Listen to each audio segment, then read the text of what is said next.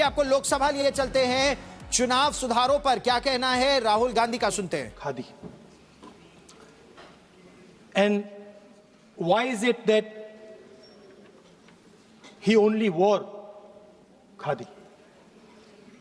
Because khadi is not just a cloth. Khadi is the expression of the people of India. It is the imagination, it is the sentiment, it is the productive force of the people of Aaj pehnaun khadi. It is the expression of the people of India. Speaker sir, whichever state you go to, you will find different fabrics. There's the Himachali cap, Assamese gamcha, Banarsi sari, Kanchipuram sari, Naga jacket, and you will find that all these fabrics represent the people. When the people of Assam give you the gamcha, they're not just giving you a piece of cloth. They're giving you an expression. They're giving you a piece of their history, their tradition, their future, their imagination.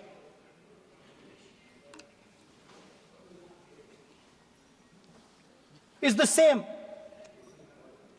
when the Nagas wear their jacket. When they come and see us, they make us wear the jacket because they want us to be embraced by the fabric. But Speaker sir, these fabrics are beautiful.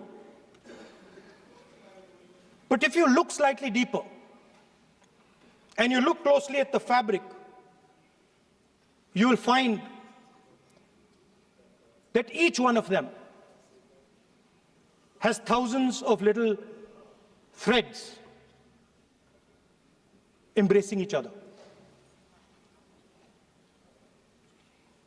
A Kanchipuram sari might have a golden thread, but the golden thread means nothing without the green thread or the yellow thread near it. The other thing to notice about the sari or any other fabric is that all the threads are equal. No one thread is superior to another thread. They all come together. The threads cannot protect you. The threads cannot keep you warm. But when they come together as a fabric, they can keep you warm, they can protect you, they can express what you have in the heart. Speaker sir, in the same way, our nation is also a fabric. It's a fabric made up of 1.4 billion people, and the fabric is woven together by the vote. Let me repeat it. It is a fabric of 1.5 billion people, and it is woven together by the vote. Everything that we see, in fact, this house where I'm standing today, the Lok Sabha, Rajya Sabha, Vidhan Sabhas across the country, Panchayats across the country, none of them would exist if the vote did not exist. We talk with great pride about HAL, BHEL, ONGC, Tejas, Chandrayaan. We have a list of things we say. Not one of those would exist without the vote.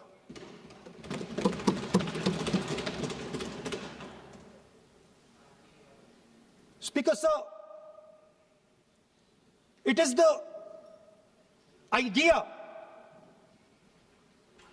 that every thread, every person in the Union of India is equal that disturbs my friends in the RSS. They're happy to see the fabric, but they cannot stand the idea that every single person in the fabric of our country, regardless of what religion they come from, regardless of what community they come from, regardless of what language they speak, should be equal. Because they fundamentally do not believe in equality. They believe in a hierarchy, and they believe that they should be on top of that hierarchy. Speaker Sir, on the 30th of January, 1948, 3 bullets pierced the chest of Mahatma Gandhi. Nathuram Godse assassinated the father of our nation. Today, our friends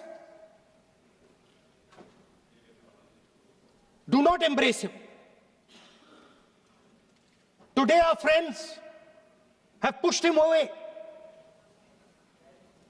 He's an uncomfortable truth. But that's not where the project ended.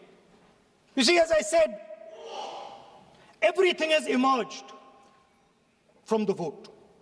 All the institutions have emerged from the vote.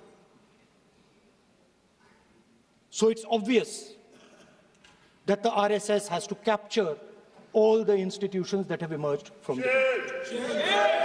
So the project, after Gandhiji's assassination, the next step of the project was the wholesale capture of India's institutional framework.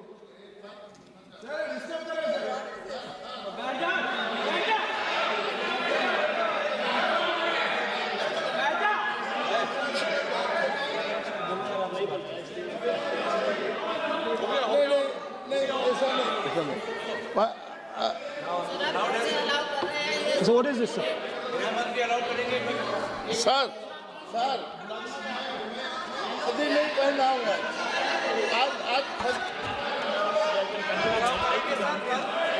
I'm doing, relax. मैं बुलाता हूँ please बैठिए So, please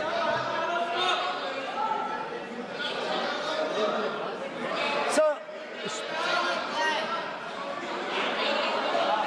आप बोले पर हाथ मत जोड़े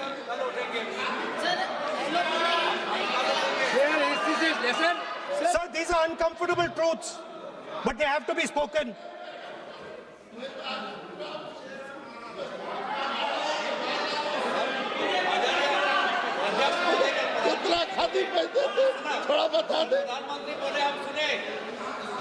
So these are uncomfortable truths, but they have to be spoken.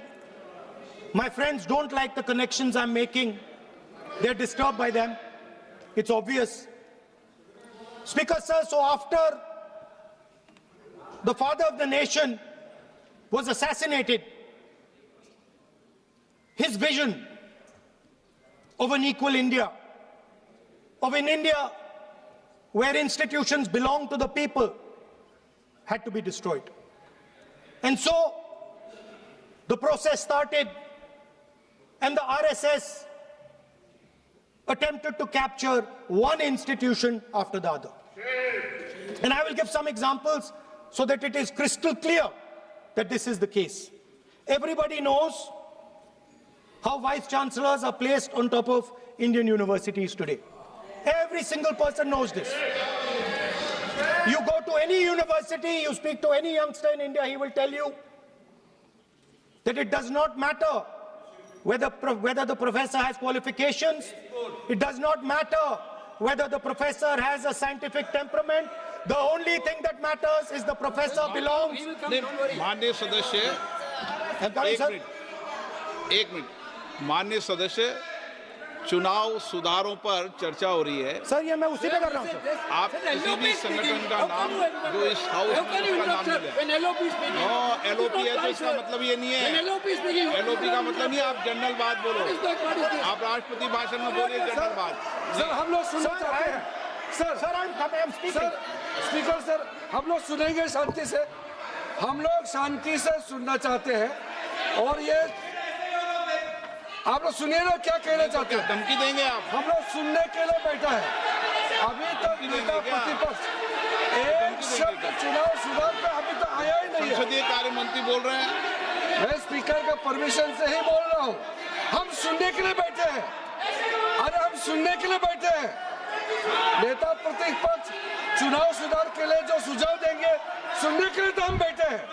लेकिन चुनाव सुधार को नहीं बोलते हुए कहा जो इस सदन से कोई वास्ता नहीं, जो संगठन उसका कहानी किसी और का बोलना ये कोई उचित नहीं है। समय बहुमूल्य है, समय का मर्यादा भी है। सबका सब यहाँ सुनने के लिए बैठे हैं और ये समय बहुत कीमती है। इसलिए हर एक पल अच्छा शब्दों का कोई अच्छा ज्ञान दे, सुझाव दे, सुनने के लिए हम लोग बैठे हैं। मेरा एक सीमित अनुरोध है नेता प्रतिपक्ष से, आप विषय पर ही रहिए। हम लोग सब बैठे हैं, गृह मंत्री जी भी सुनने के लिए बैठे हैं, लेकिन आप विषय पर नहीं बोलेंगे तो जो विषय तय किया गया है उसका क्या मतलब है। अगर चुनाव सुधार पर ही नहीं बोलेंगे तो फिर इतना समय सबका क्यों बर्बाद करना चाहते हैं नेता प्रतिपक्ष। Should I leave? Then you speak. Should I leave? You speak then. You speak. What is it? You are parliamentary affairs minister. You are a parliamentary affairs minister. You are disturbing the lobby. How can it be? You are a parliamentary affairs minister. You are disturbing the subject में नहीं आपका lobby.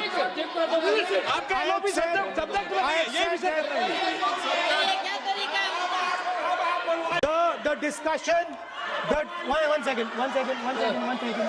The discussion is about the vote and electoral.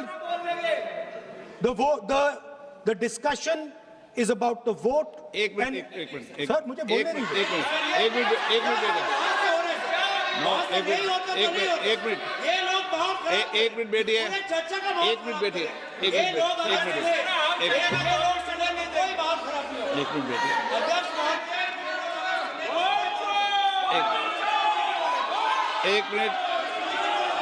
एक minute बैठिए। माननीय सदस्य मैं बैठे बैठे अनऑफिशियली बोल रहे हैं, उस विषय बोल रहे हैं। सदन की गरिमा को बनाए रखें। आसन को चुनौती देने का प्रयास मत करिए, ये ठीक नहीं है। Speaker sir, I want to make it very clear. Please. Speaker sir, I want to make it very clear.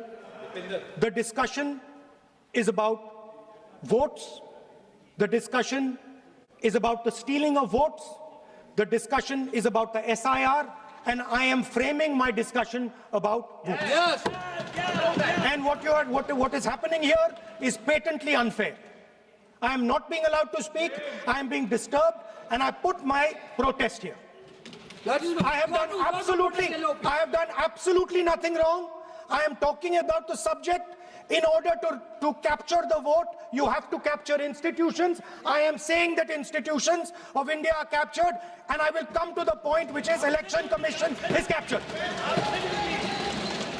So, the project of the RSS was to capture the institutional framework of the country, and I said how the education system has been captured.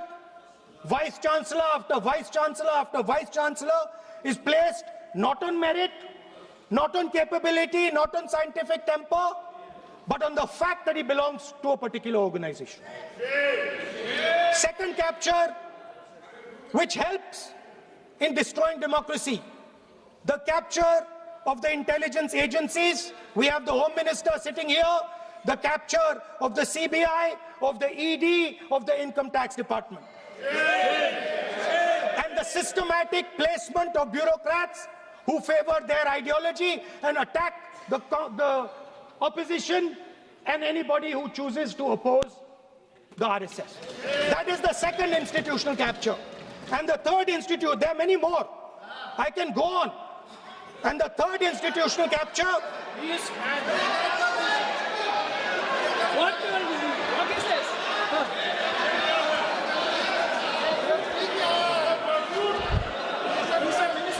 मानिए please मानिए. Yes, become solid.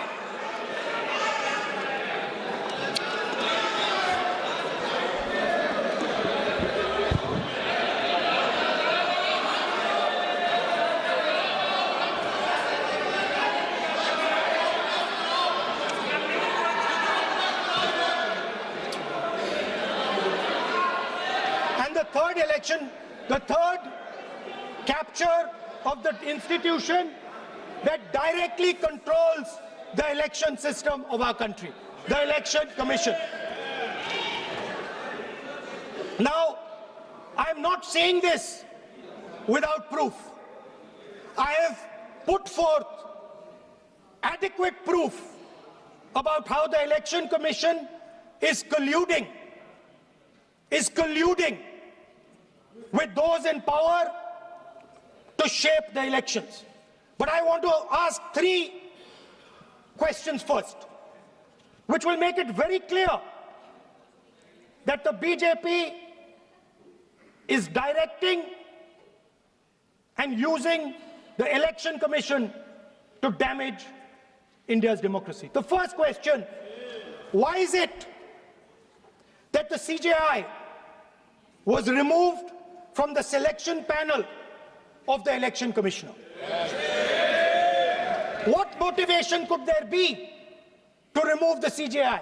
Do we not believe in the CJI? Of course we believe in the CJI. Why is he not in that room? I sit in that room. It is so-called a democratic decision.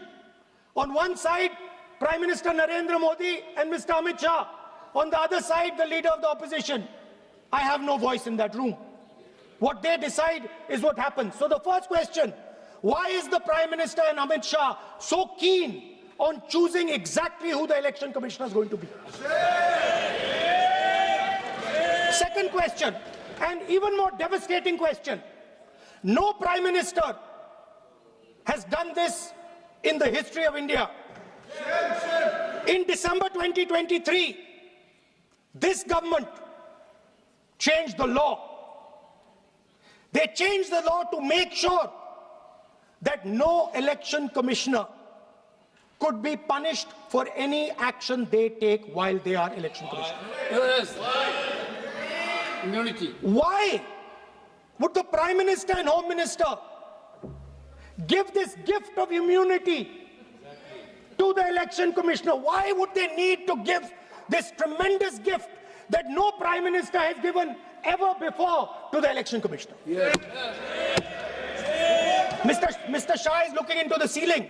Maybe he will answer this question when he speaks. And finally, why was the law with regards to CCTVs and the data that they contain changed? Why was a law put in place that allows the Election Commission to destroy CCTV footage 45 days after the election? What is the need? The answer given is it is a question of data. It is not a question of data. It is a question of stealing the election. Yes. Now, what is the result of this institutional capture? What is the result of controlling the Chief Election Commissioner and the Election Commission? First of all, we have a set of election campaigns that are tailored for the Prime Minister. 3-month, 4-month, 5-month long campaigns are taking place so that the Prime Minister's schedule can be fitted in to the program. Second, we have a Brazilian woman who appears 22 times on the voter list of Haryana. Please. No. 22 times this lady appears. एक minute. एक minute please, एक minute. आप नेता प्रतिपक्ष है, मैं इस तरीके से सदन की कार्रवाई नहीं चलने दूंगा। ये सदन है, सदन की गरिमा को बनाए रखें। आप सदन की गरिमा से बोलेंगे तो ठीक, नहीं जैसे सदन नहीं चलेगा। नो, गलत तरीका है आपका, नहीं होगा। आप ले रहिए, आप ले रहिए। नहीं, माननीय प्रतिपक्ष के नेता, आप पहले अपने सदस्यों को समझाइए। नहीं चलेगा, नहीं, ठीक नहीं है। नो, नहीं, बिल्कुल नहीं चलेगा। अगर आप सर माननीय प्रतिपक्ष के नेता, आप अपने सदस्यों को गरिमा समझाइए। सर, बट ये तरीका आप इतने सालों तक यहाँ पर रहे, ये तरीका उचित है क्या? सर, विरोध का तरीका होता है, लेकिन ये उचित तरीका नहीं है। तरीका इधर पे नो, उधर का तरीका क्या है सर? नो, सबका तरीका उधर से होगा, उधर से भी बोलेंगे, इधर से बोलेंगे, सब जगह से बोलेंगे। Speaker sir, I don't agree with the showing of photographs here, but it is a reflection of our democratic structure. This is what is happening in our democracy, that you're not allowing us to show. This Brazilian woman has appeared 22 times on the voter list in Haryana. And not only that, there is one woman whose name has appeared 200 times, more than 200 times in one booth in Haryana. And it is very clear, and I have proven without doubt, that the election of Haryana was stolen. And the theft was ensured by the Election Commission of India. I've said it again and again and again. Now, nowhere has the Election Commission answered my questions. The Election Commission has not told me why this lady's picture has appeared on the polling list. They have not told me why lakhs and lakhs of duplicate voters are existing. They have not told me why a BJP leader is coming from Uttar Pradesh to vote in Haryana. These are straightforward questions. And there is clear proof which I have put in front of the country. Right? But the Election Commission has no answer to these questions. And that is the result of the complete capture of the Election Commission by the people across the aisle. By the way, you're talking about SIR in Bihar. Let me say something about SIR in Bihar. Why is it that after the SIR in Bihar, 1.2 lakh duplicate photos are existing in Bihar, in the voting list? If you've cleaned up the voting list, why are there 1.2 lakh duplicates in Bihar? And we've not just proven this about Haryana. We have proven this in Karnataka, we have proven this in Maharashtra, and I'm absolutely certain this is how you're winning elections in Madhya Pradesh, in Uttar Pradesh, in Bihar, across the country.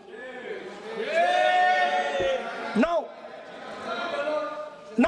so what I'm putting on the table is, it is very clear that you've captured the institution. I've shown the mechanism of that capture. I'm also showing you how the Election Commission is doing things that are completely out of line. I'm not getting any answers. Right? So now, let us come to how, when we are talking about electoral reform. Electoral reform is very simple. The point is, nobody wants to do it. The government doesn't want to do it. What does electoral reform require? What we've been saying. Number one, give machine-readable voter lists to all political parties 1 month before the election. That's the first step. The second step is take back the law that allows the destruction of CCTVs, CCTV footage. Very simple, not difficult. While you're doing that, also tell us what is the architecture of the EVM. Give us access to the EVM. Yes. Let our experts go and see what is inside the EVM. Yes. Till today, we have not had access to the EVM. We are not shown the architecture of the EVM, we're not physically allowed to go and see an EVM. Give us the architecture. Give us access to the EVM. And finally, please change the law that allows the election commissioner to get away with whatever he wants to do. That's all the electoral reforms you need. And I want to assure the election commissioner that they might be under the impression that this law lets them get away with it. Let me remind them, don't worry, we are going to change the law, and we are going to change it retroactively, and we are going to come and find you. Right? So this is the situation that the country is faced with. You know, everybody says to us, India is the biggest democracy. Actually, I was thinking today, we're not just the biggest democracy, we're the greatest democracy. And I'm not saying it just like that. I'm saying it, America calls itself the oldest democracy. But the democracy that weaves together the largest number of people, the largest diversity of people, the largest number of languages, the largest number of states is this. And so our most powerful asset, the thing that stitches together the entire concept of modern India, stitches together the fabric of modern India, brings people together, allows them to build this great nation, is being attacked by these people. They're destroying it. You know they're destroying it, I know they're destroying it, and they know they're destroying it. And I'd like to conclude by saying that the biggest anti-national act you can do is vote chori. There is no bigger anti-national act that you can do than vote chori. Because when you destroy the vote, you destroy the fabric of this country. You destroy modern India, you destroy the idea of India. So I'd like to conclude by saying vote chori is an anti-national act, and those across the aisle are doing an anti-national act. Thank you.